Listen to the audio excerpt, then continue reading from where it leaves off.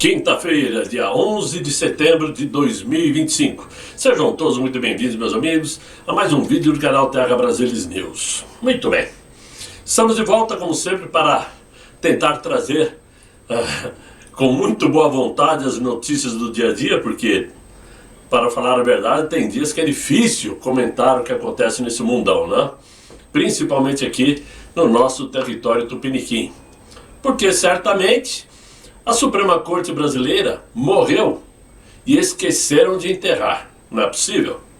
Como podemos esperar justiça num país onde se assiste os maiores descalabros imaginados e todos aceitam calado?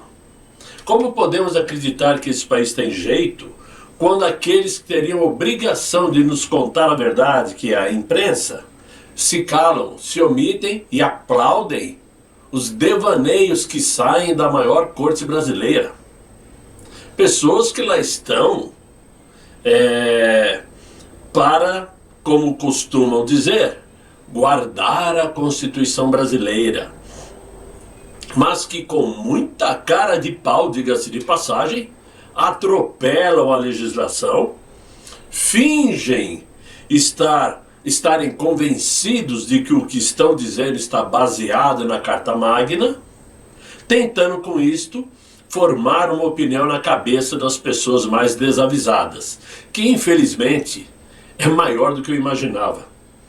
Eu não acreditava ou não esperava que no Brasil houvessem tantas pessoas despreparadas, com a mente tão vazia, tão oca e tão cheias de futilidades, a ponto de acreditar que o que está acontecendo no Supremo Tribunal Federal é justiça.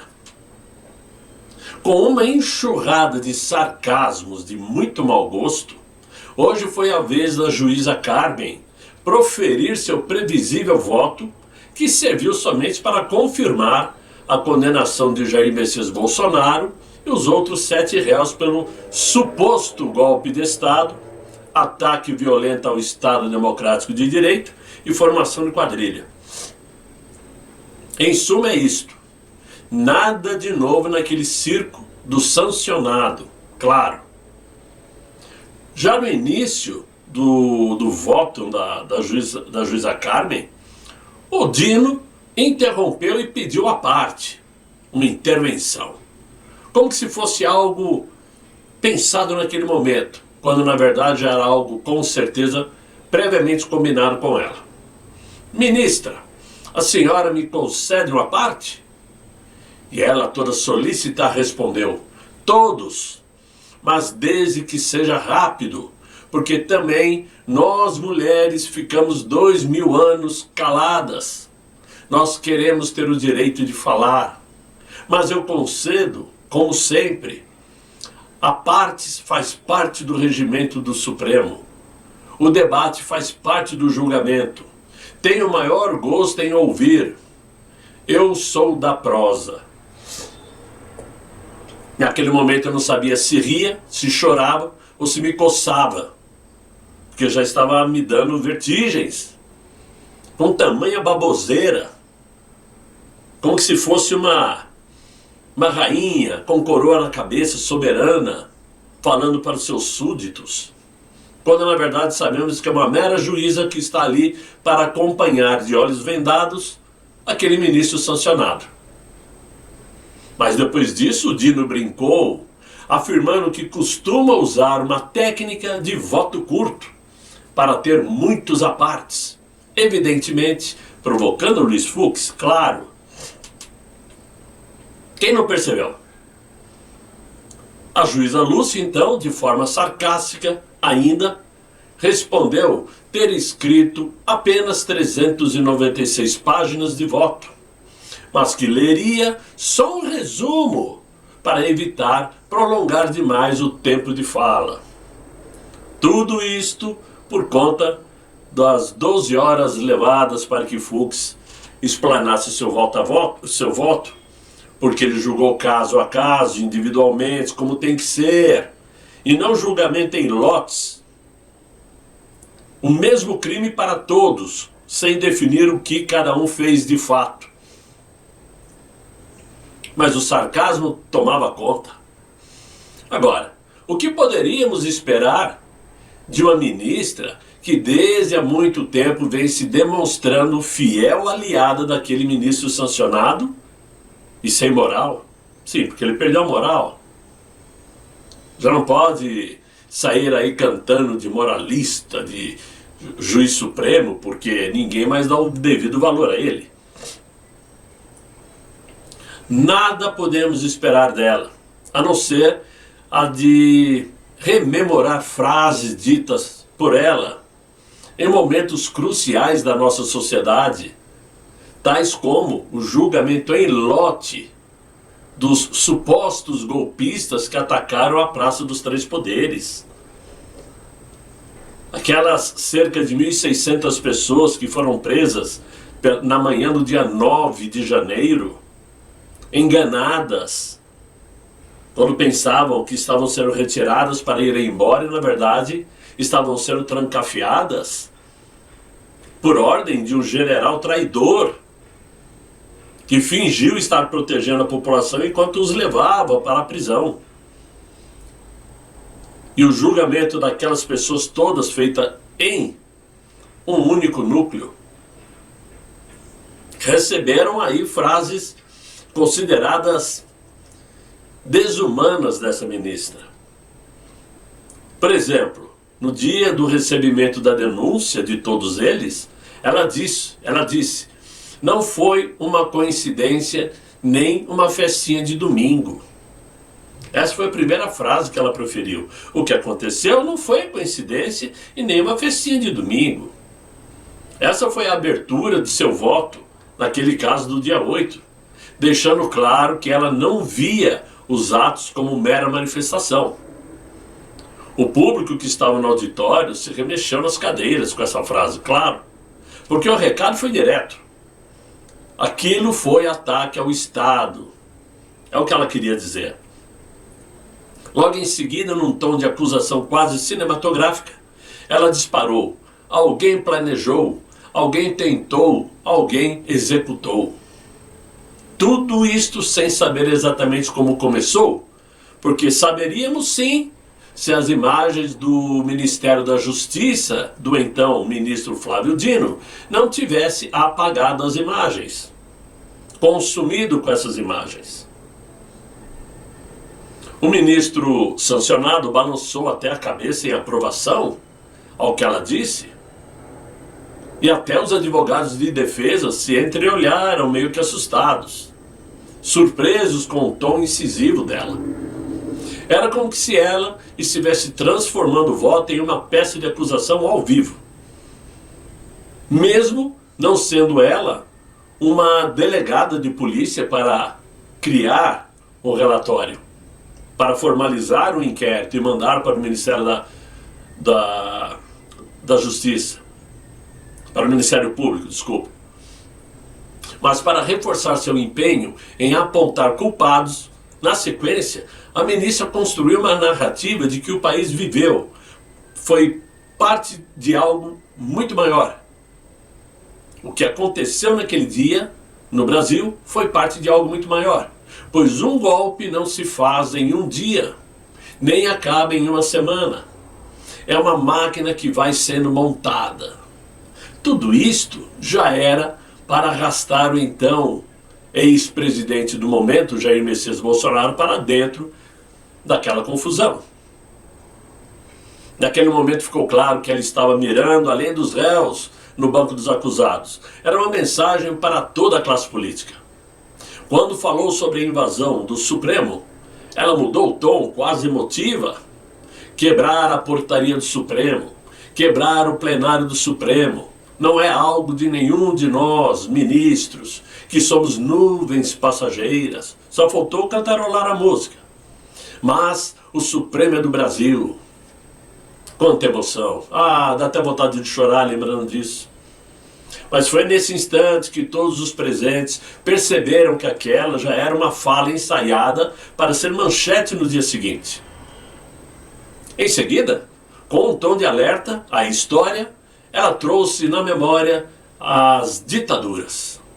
Ditadura mata, democracia permite a vida, a vocação, o talento. Felizmente o golpe não deu certo. Temos democracia no Brasil, temos um Supremo atuando. Bom, que o Supremo está atuando, nós todos temos certeza absoluta que está. Desde o início o Supremo está atuando. Só não sabemos por qual causa. Sabemos até contra quem. Mas o porquê? Será que é só pelo que imaginamos, que é perpetuar aquele inquilino que está no Palácio do Planalto? Acho que não. Tem muito mais coisa aí. Naquele momento, é evidente que o plenário aplaudiu, algo muito raro em sessões do Supremo, mas ficaram emocionados e aplaudiram suas palavras. E os jornais, evidentemente, não tardaram a estampar a frase em letras garrafais.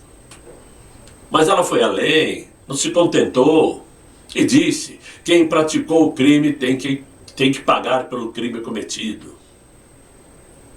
E finalizou seu voto com a frase que ecoou pelos corredores do Congresso e das redações: é preciso que o Brasil saiba o que aconteceu. Aquele era o carimbo final para um julgamento que, segundo ela, já tinha função pedagógica, de ensinar à sociedade que ataques às instituições não seriam toleradas.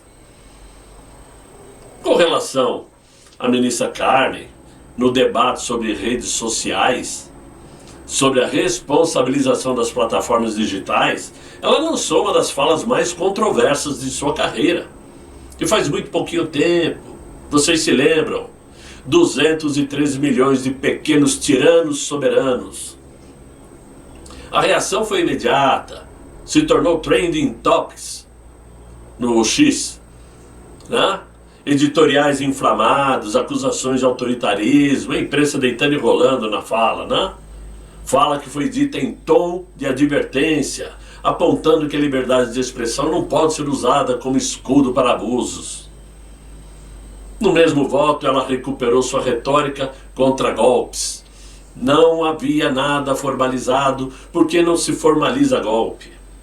Ditadura mata, vive da morte, não apenas da sociedade, mas da democracia.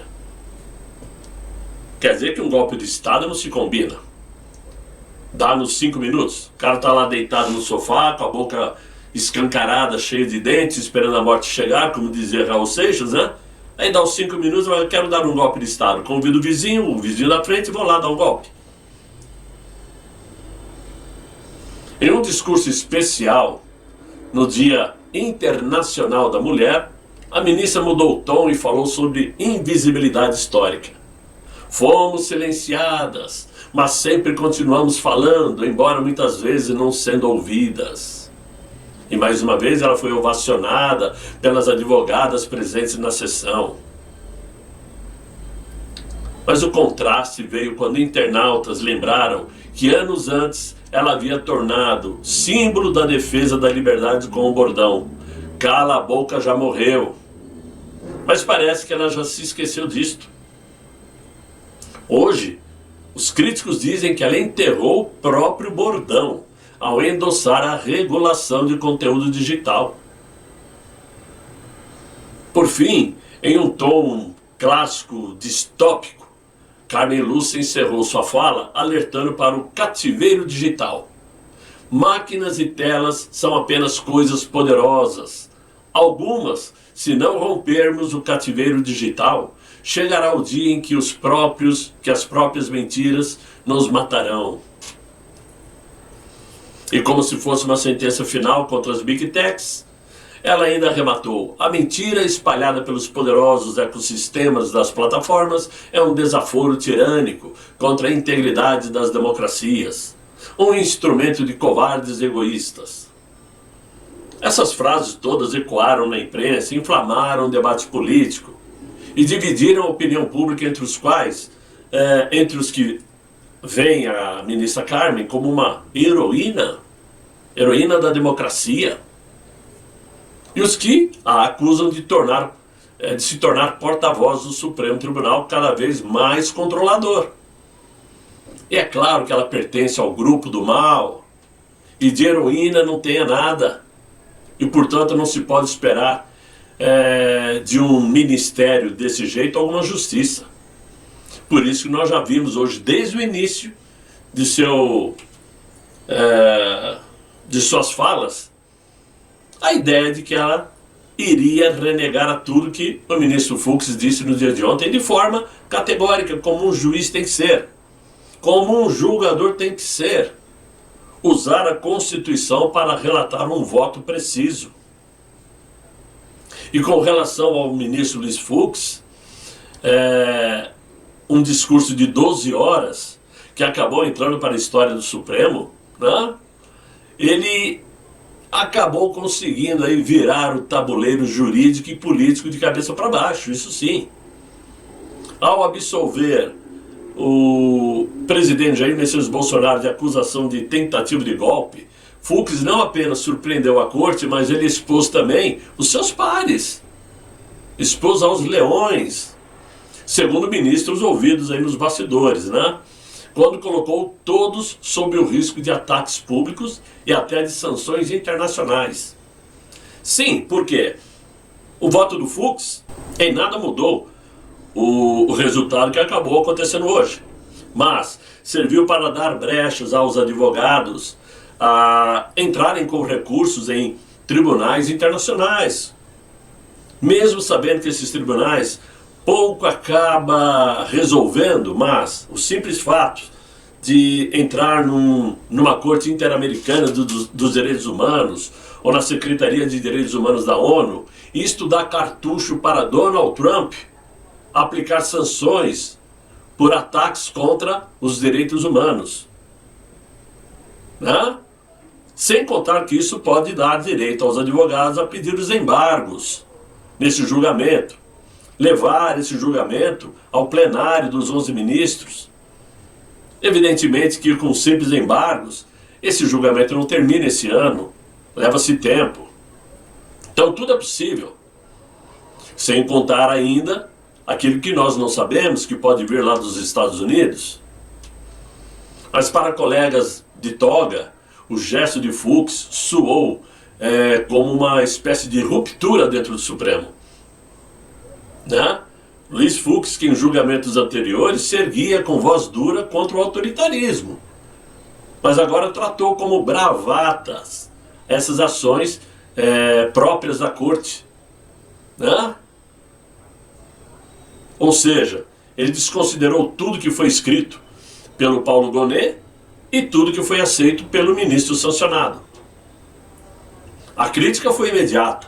Além de rachar a unidade do Supremo, sua decisão, teoricamente, fragilizou a credibilidade da Corte, num momento em que o país está saturado de discursos contraditórios, vindos do próprio judiciário.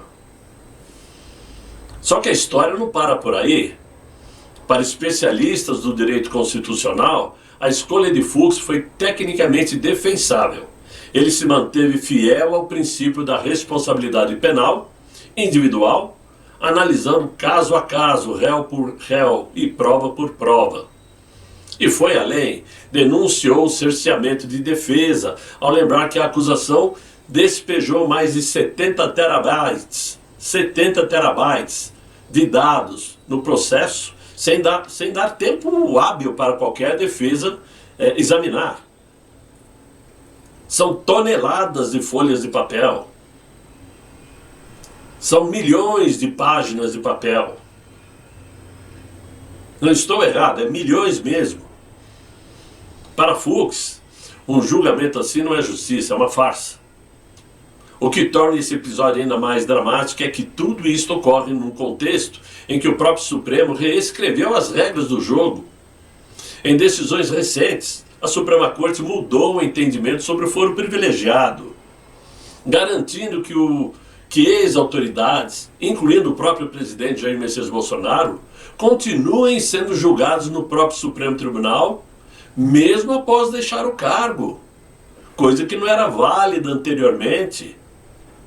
Mudança dentro do Supremo que aconteceu depois das denúncias, o que torna a coisa mais séria, o que é muito pior. É como se estivesse trocando o pneu do carro em movimento, deixando sem chances de recorrer a instâncias inferiores qualquer dos julgados, com foro, né, segundo eles.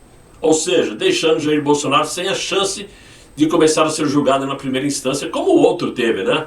O outro teve chance de deitar, rolar, dormir na rede, tomar umas e outras antes de começar o julgamento na primeira instância, ir para a segunda, Superior Tribunal de Justiça, blá blá blá. Ou seja,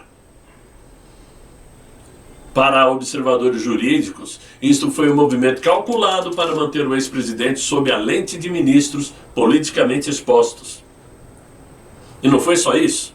O Supremo aprovou uma emenda regimental que transferiu casos de grande repercussão do plenário dos 11 ministros para colegiados de apenas 5 ministros. O que foi descrito pelo próprio ministro Fux como uma arbitrariedade contra quem deveria ser julgado por todo o plenário do Supremo. O resultado é que esse julgamento de um ex-presidente, está sendo decidido por um grupo reduzido, atrás das portas de vidro, né, do plenário, e não pelo colegiado completo, à luz do escrutínio público. Mas para os juristas independentes, a medida soa como um casuísmo que diminui a legitimidade do julgamento e alimenta a percepção de seletividade. E disso nós temos certeza. E em meio a tudo isto, a pergunta que ecoa em Brasília é a seguinte: Luiz Fux quebrou a espinha do STF ou salvou o país de um julgamento viciado? Para alguns, ele será lembrado como quem desafiou politicamente o politicamente correto da toga para resgatar o devido processo legal. Para outros, foi o dia em que o Supremo apresentou toda a sua fragilidade ao mundo e abriu espaço para críticas e perseguição e saiu menor do que entrou. Então é tudo muito lamentável. Esse voto de hoje da ministra Carmen Lúcia já era previsto, já era sabido. Ela não ia negar fogo na reta de chegada, já que desde o início seguiu direitinho os passos do ministro sancionado. E aí, com isto, está definido que o nosso presidente, mais os 7 réus do primeiro núcleo, está julgado culpados. Só Deus e Donald Trump agora para resolver nossas questões. É o que eu acho. Agora eu quero falar com vocês sobre o crime covarde que aconteceu ontem lá em Utah, nos Estados Unidos. Porque o FBI chegou a liberar ontem alguns detalhes sobre o assassinato do ativista conservador Charlie Kirk. A arma era um rifle de ferrolho de alta potência. Ela foi encontrada em uma área arborizada. O FBI, como todos sabem, está conduzindo uma investigação forense sobre esta arma. Os cartuchos das balas tinham a inscrição de trans e antifas. Não sei o que isso significa. O ponto é o seguinte: não há a menor dúvida de que Charlie Kirk foi morto por um assassino altamente treinado. Assim como aconteceu quando tentaram eliminar Donald Trump. Não se trata então de um esquerdista maluco ou de um civil qualquer, porque um tiro de 180 e poucos metros, quase 200 metros de distância, em um ângulo reto e vindo de um telhado, que acertou exatamente no pescoço de Kirk, nos parece meio que familiar, não é verdade? Uma precisão como essa não vem de um manifestante ressentido, mas sim de alguém que já repetiu isto 1000 vezes sob um treinamento talvez militar. Quem está por trás disto é um atirador altamente habilidoso que tinha logística, apoio e talvez financiamento, com um plano de retirada bem executada. O diretor do FBI, Kash Patel, chegou até a anunciar que haviam prendido o suspeito e mostrou a figura. Só que depois o liberaram. Agora as autoridades ainda estão procurando a pessoa que atirou fatalmente em Charlie Kirk, em um campus universitário, ontem, como todos sabem. Kirk, que era um SEAL de 31 anos de idade e cofundador da organização conservadora juvenil Turning Point USA. E ele foi baleado enquanto discursava na Universidade de Utah Valley, que fica em Loren, Utah. E essa foi a primeira parada que ele fez de uma turnê de retorno aos Estados Unidos. Existem muitas especulações sobre quem é o responsável, principalmente depois que autoridades federais prenderam 2 pessoas e liberaram.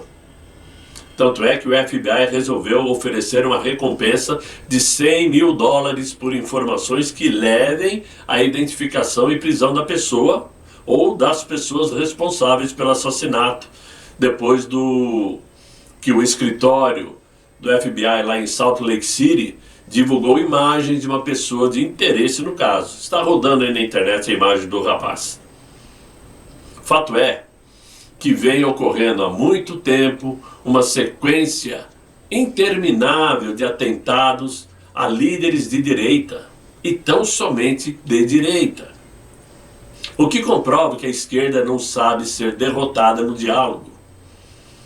Fato é que o mundo ficou mais sombrio no dia de ontem, quando Kirk foi silenciado, deixando uma jovem esposa, 2 crianças praticamente bebês, uma de 1 ano e pouco, outra de 3 anos, né? E com Charlie Kirk caíram também os sonhos de milhares de pais, maridos e filhos que buscavam algo simples: devolver a paz e a harmonia à vida das pessoas. Sua bandeira era o diálogo, sua arma era a razão. E mesmo assim, foi executado com covardia, apenas por sustentar um desafio que ele costumeiramente fazia em suas palestras: prove que eu estou errado. Somente isso. O episódio expõe o que há de mais sombrio na alma humana, que é a incapacidade de aceitar o contraditório. Não bastava discordar, mas era preciso eliminar. Quando a intolerância se transforma em sentença de morte, a sociedade perde sua bússola moral. Fato é, meus amigos, que está tudo errado. Se a voz que pede diálogo é calada, o que sobra é o eco da violência. Simples assim. Por isso que tudo isso que estamos vendo aqui no Brasil não é tão diferente do que acontece no mundo. O que nos assusta é que nenhum de nós imaginávamos que a justiça brasileira fosse de tão baixa credibilidade como é. E se nós estamos assistindo essa saída de ratos do bueiro, como estamos vendo hoje, é graças a Jair Messias Bolsonaro, que conseguiu fazer com que as baratas saíssem dos bueiros, como se tivessem recebido um banho de Baygon, né? Não fosse isso, ainda estaríamos votando no PSDB como se fosse um partido de direita. E agora estão tramando lá no Congresso, através de Davi Alcolumbre, uma anistia meia boca. Vamos facilitar para os presos de 8 de janeiro, mas não para os líderes. E certamente essa não é a pauta dos conservadores. Todos nós queremos anistia geral e ampla, além de irrestrita. Caso contrário, a saída terá que ser outra. E eu espero sinceramente que a saída seja algumas sanções que cheguem dos Estados Unidos para meter medo. É o que eu espero. Então, meus amigos, era isso que eu tinha para vocês no vídeo de hoje. Eu espero que vocês tenham gostado da explanação, não das notícias, né? Mas se vocês gostarem, eu sei que vocês vão deixar os likes. Se não gostaram, me desculpem, mas é o que tínhamos para hoje, né? Chamem os amigos para me acompanhar, se inscreva no canal se você ainda não se inscreveu e colaborem com o Terra Brasilis News. Se inscrevam, tornem-se membros, quem puder, é só dar um clique. R$1,99, R$4,99 ou R$7,99 por mês. É uma ajuda ao canal, né? Precisamos caminhar, e às vezes é difícil caminhar sem ajuda. Por isso, desejo a vocês um excelente final de noite, muito bom descanso, e até amanhã, se Deus quiser, e Ele há de querer. Fiquem bem, fiquem com Deus. Tchau, tchau.